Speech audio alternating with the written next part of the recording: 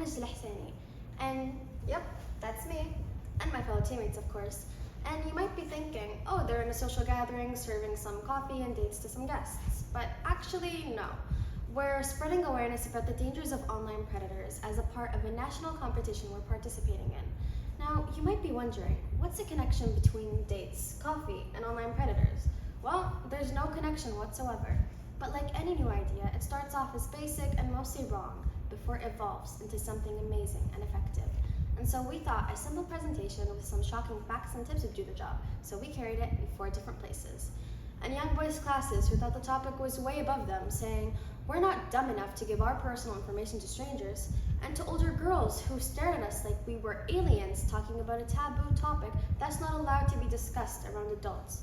And to parents and adults at Jam'iyat Al-Tanmiyya Al-Usariya who are taking makeup courses that we interrupted to deliver our presentation, and turning to see a wig resting on an artificial head was awkward.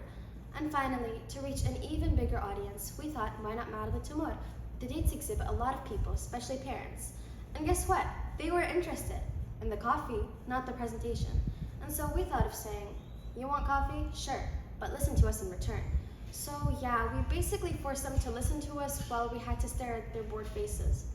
Anyways, we managed to submit all of our work to the judges, who in turn criticized us for our lack of creativity and that our idea wasn't sustainable enough and didn't address the community's needs properly. So we didn't let this stop us from carrying out our task. This time, we took a different approach and summarized it in 3 guiding questions. First of all, what does our community need? And is it engaging and suitable for our target groups? And finally, how can we reach a wider audience? Now, to answer our first question, what does our community need? Now, first of all, we surfed the web to see what resources were already available for educators, parents, and kids. And we noticed something.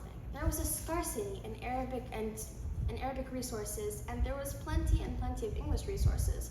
And so we thought, why not create our own website where we could gather our own resources in both English and Arabic? And so, Angeline Go Cyber Ed saw the light.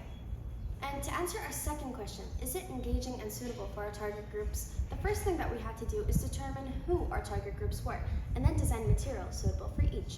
As for educators, we came up with a debate lesson plan of online friends are not legitimate friends. We also provided a rubric and a list of resources for them to use.